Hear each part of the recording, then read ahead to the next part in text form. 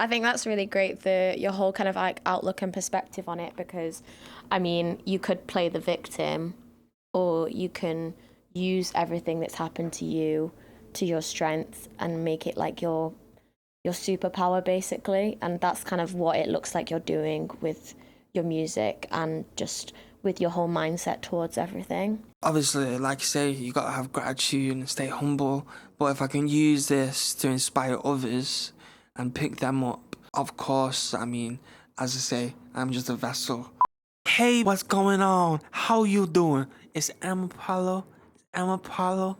You're here watching After the Applause, and we're having a cracking time. So sit down, get cozy, get the popcorn out. We're gonna roll through today, and I'll see you on the other side, boy.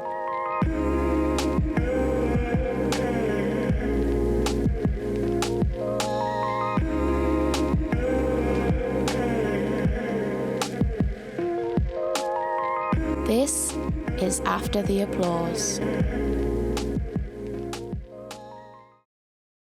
Hiya guys, welcome back to After the Applause. This is episode 43 and my name is Saoirse Marie. If you're new here, hi, welcome. This is a podcast highlighting the live music scene in the grassroots underground, specifically in the north of England. Speaking of grassroots and the underground, this next artist is a rising Manchester underground artist that is newly introduced to me too. Today on the show we have Apollo. Now, Apollo is about to share his story. This is a story of perseverance and tenacity and this drive to just keep going and keep pushing, really. I'm not going to go into too much detail about the story. I'm going to let Apollo tell it for you. But I'd say it's quite an inspiring story and really kind of gets you to think about life a bit. We're in a different location for this episode. We're at Studio 88 and it's a nice little cozy space. So get cozy while you're watching this, get cozy while you're listening to this. And we'll talk about this after the interview. Keep watching, I'll show you I'm not gonna stop telling me what you saw. Times of the music, I love it a lot. Gold in the east and the street is inside. Oh, you got hit, but it's only one drop. Okay, Apollo, we're going to talk a lot about your story and the music that you've got coming up and your motivation behind your music journey. But my first question that we start the podcast with every episode is, what was the first gig or concert that you ever went to? I remember just finishing school. Probably wasn't the first, but I went to a Catfish on the Bottom gig. The energy and just the crowd was crazy. Everyone was just in the moment and going for it, and I really thought, wow, you know, this is what I want to do in my life. I want to be up there selling it, giving it my all. And yeah, it was good to see, and the atmosphere, like I say, was just amazing. It was crazy. Going through college, Catfish on the Bottom was like the go-to band. Before we get into your story, can you actually tell me the story behind your name, Apollo? So yeah, Apollo, I was looking into it when I was younger, and that's, I don't know, Greek mythology. He's the god of music. Although Apollo, you would initially think, oh, our kid's just got it from Rocky. He's watched a few Rocky films and he thinks he knows. But no, yeah, that's my reason behind it. And obviously the M is for Manchester, money on the map, come on. So it's Apollo, yeah. When we've had a conversation before this interview, you have sounded so driven with your music and with your career. This is it for you. This is the only thing you're meant to be doing. This is your purpose, basically, to be an artist. So why are you so driven? I've come from the flames to be here. So it's kind of I see myself as just a vessel now to just do what God has in store for me. And all my feelings, although it's like 60-40, I push them to one side and I just do what I need to do to get there. Why am I driven? I mean, I've always been driven. That's just in my nature as a person. But once you get to know my story and a bit about me, I've come from the ashes to be here. So you can call me Phoenix, call me what you want. I mean, it's Apollo, but driven is my middle name, and that is a necessity you need in this industry. So yeah, let's get it. Driven, drove, got my foot on the clutch going forward, And that's all, you know, that's all. You said that you're like a phoenix rising from the ashes, literally. What do you mean by that? How come you've risen from the ashes? So, yeah, in 2021, I had a brain hemorrhage, big bleed on the brain, and as a result of that, I was 6 months in hospital. After that, I was obviously in recovery for a few years, but from all that, to come out of that and still have that ambition and that drive, and to carry on doing my music, as I said, I see myself as a vessel. Why else would I still be here and have that desire and that ambition if there wasn't a purpose to it all? I am myself a follower of God, and He works in mysterious ways, I believe. And I feel that day, on the 19th of August, He answered my prayers, He spoke to me, and He gave me a lease of life. I mean, it's a pretty funny way to do it, but yeah, definitely, He gave me some freedom, and I've always attained that ambition. So I've just got a lot of ammo, and I've got a campaign now. So I just keep striving forward, keep the boat sailing, you know. And they all wrote me off, the doctors and the nurses. But I was thinking, I mean, this was at the end of my hospital journey. I was thinking, well, I got this far, so who are you to tell me this and that? I mean, we'll see. History in the making. Not to sound arrogant, it may say what you like, but I see myself. I mean, I've got the cards to prove it, man. I mean, come on. I am a credit to society, say what you like. To come through all of that and a phoenix from the flames, it's just a given now to carry on going forward and take them next steps and inspire others, not only, but I'm doing this for my loved ones, and they all had to see me go through that, and that must have been, I don't even remember half of the stuff, but some of the stories they tell me when I was just out of it is heartbreaking, because they were my loved ones and they had to see me come through all that struggle. And yeah, so to be here and to be just doing this today is a pleasure. And yeah, I mean, how long have you got? Yeah.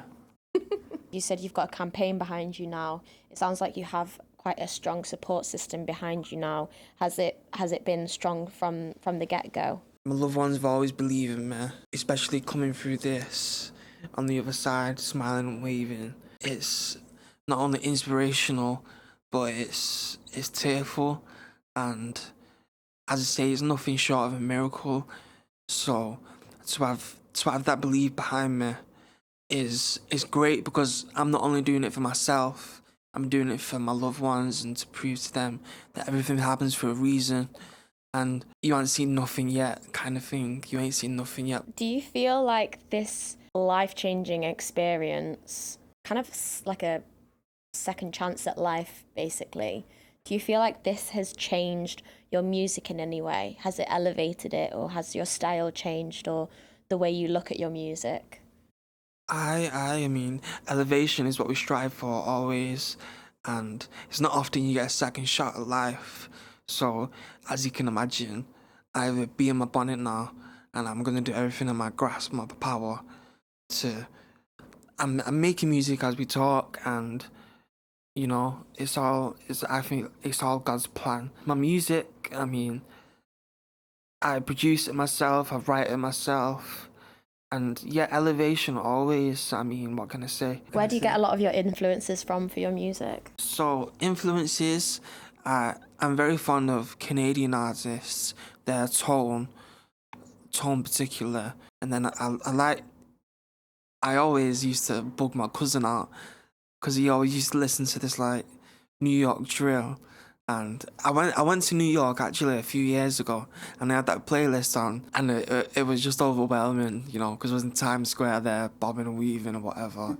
And so I myself, as a younger lad, I come up as a singer-songwriter and an instrumentalist, but I've always, in my back pocket, I've always been influenced by hip-hop and R&B.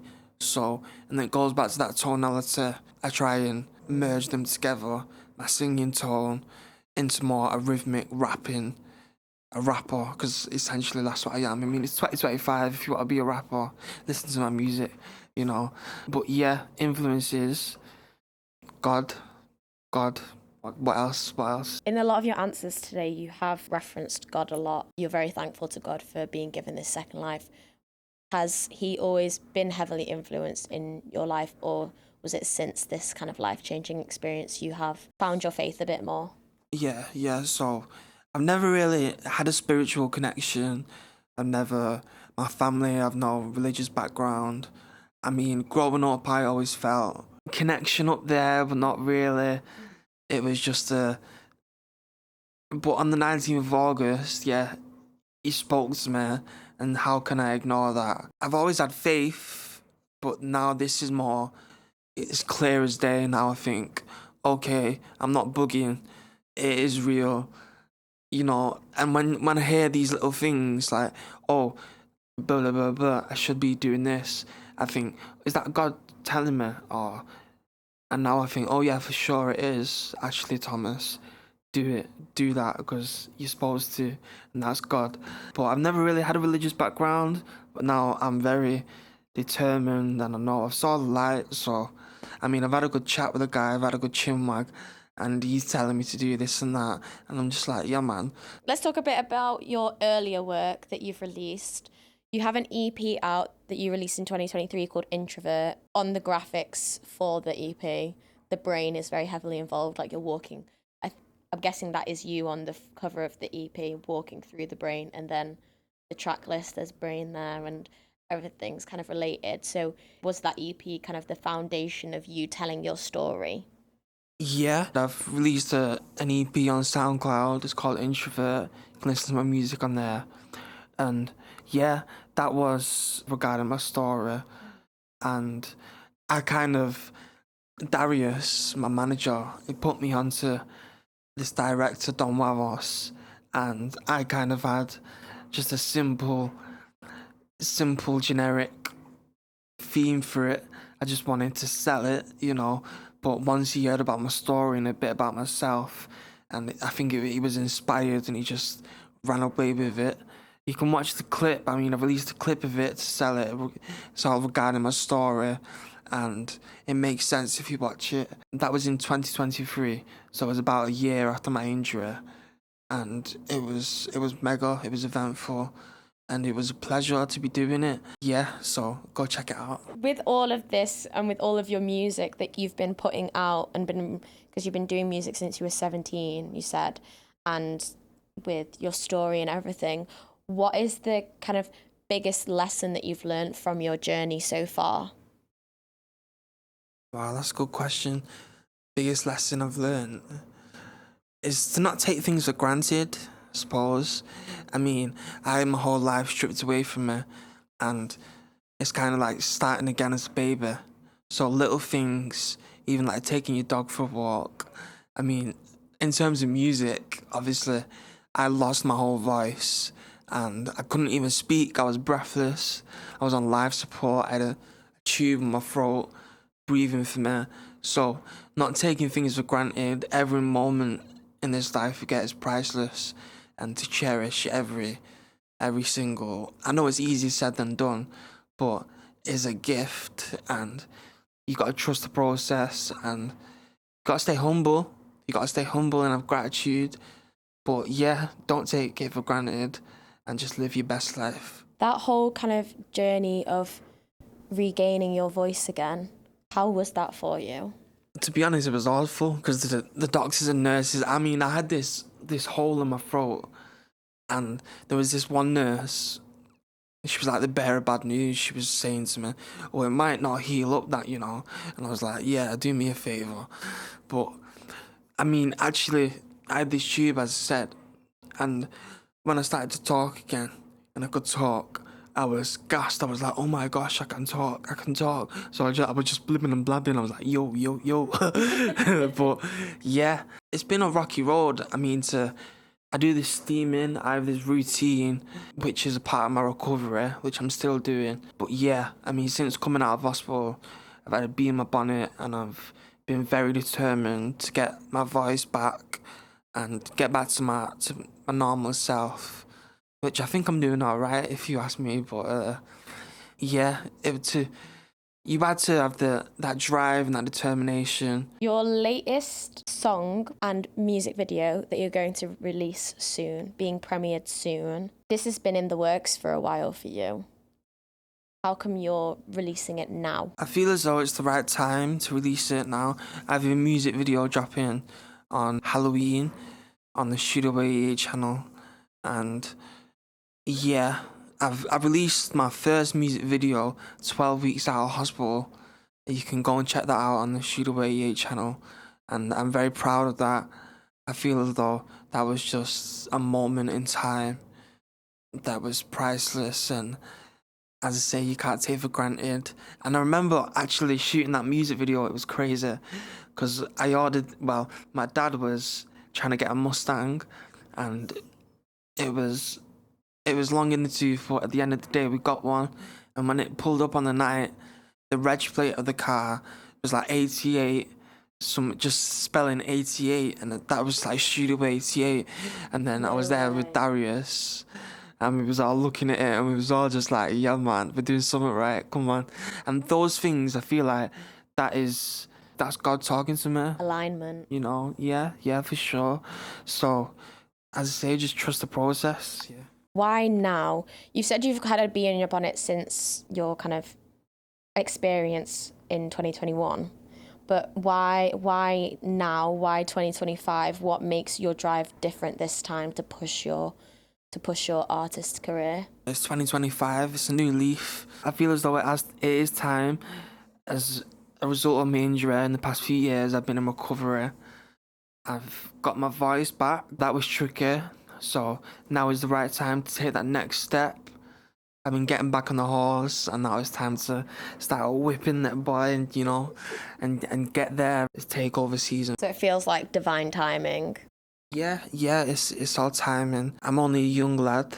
I've got another dozen years left in my career or so. So now it's time to put it in motion. You talked a bit before how you've got like a big campaign behind you now. What are your future plans with your music career now then? My future plans is obviously to keep on releasing music, keep on working in that field, and speaking to the right people, getting right exposure. And I feel as though once they get to know my story and what I've been through, I definitely have a campaign to inspire others and shed a light on that. Do you have any advice for anyone that may be kind of stuck right now or kind of questioning their purpose?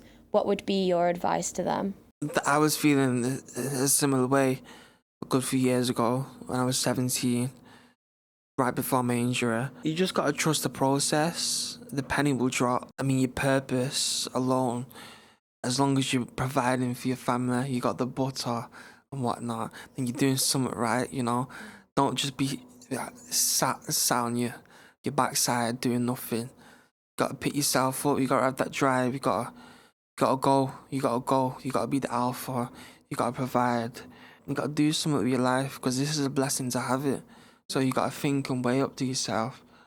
All right, okay, what's this? I can do that. I can do this. What do I enjoy doing? All right, this is working. Let's go down this field. What do you want people to understand about M Apollo and your music? I want you to understand I'm a different kettle of fish. I'm Apollo. Different gravy, son.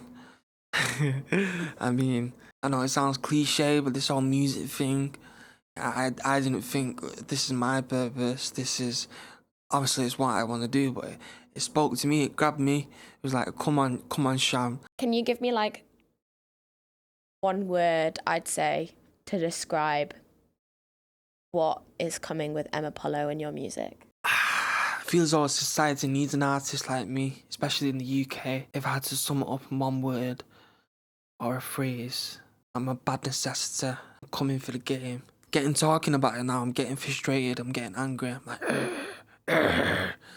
but one What word. makes you angry though? What is the frustration? I suppose opponents, seeing these other artists, and I'm thinking to myself, you don't know you know, what I've been through. But I just keep myself to myself and just keep going. And I get angry because it's like, it's motivation anger to go through all that. And I'd be here telling my story. I'm angry, I'm like, "Ugh." But I'm like gassed at the same time. I just got to be in my bonnet, man. I'm here, I'm filled with God's grace. I'm very motivated, determined, and I'm driven. You said there that you feel like the UK needs an artist like you. Why? What do you think's missing from the UK scene that you can provide? I mean, if you look at our history in the music over the past few years, I feel as though it's been heavily dominated by the rap, which I have nothing against, I'm all for. However, I miss bangers back in the day, just listening on the radio, where it's just a tune and it's more of a singing tone. And myself, I'm a singer, but I'm also stepping with that rapper, that rhythmic, that gimmick, but then approaching it with a tonality of, I am a singer, I am not Canadian, I am Irish. However, listen to my music, and it's 2025. It's all merging together, and now it's time. And society credited me to take over, so I plan to do so. If people loved this interview, love everything you're about, love your drive, love your passion, and they want to hear some of your music and stuff, where can they find you on socials? On Instagram is m_Apollo and then a 0 and 8. You can see my music video I recorded outside the hospital on the Studio 88 channel on YouTube. Then I also have an EP I released on SoundCloud, which is called Introvert. You don't have to like and love me and my story, but you're gonna have to put up with it, mate. You're gonna have to be there and see it, and however you take it, it's up to you. But yeah, I don't really care, to be honest. Let's go.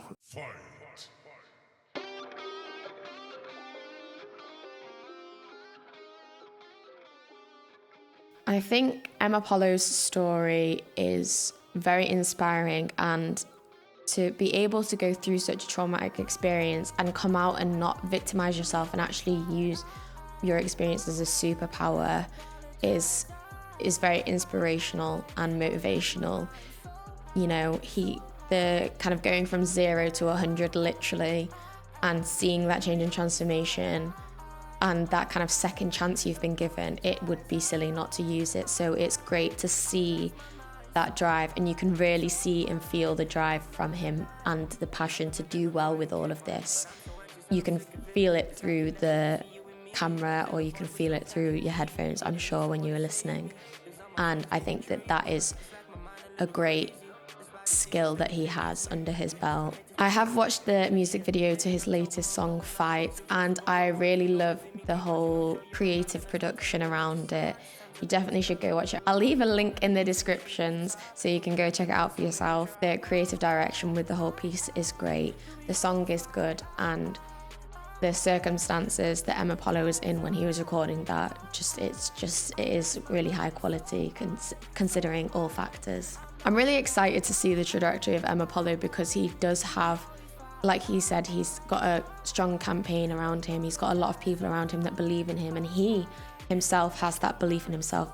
So I can't see him doing anything else but succeeding and doing well on his trajectory. So I'm really excited to see where he goes with this, and we'll definitely have a sit down part 2 conversation to find that out later down the line. Thank you so much, loyal listeners, loyal viewers, for tuning in. As always, you are appreciated, you are loved. If you don't already, please subscribe. Hit the subscribe button, hit the follow button, like this, share this episode with your friends, tell a friend to tell a friend, and I will see you next week.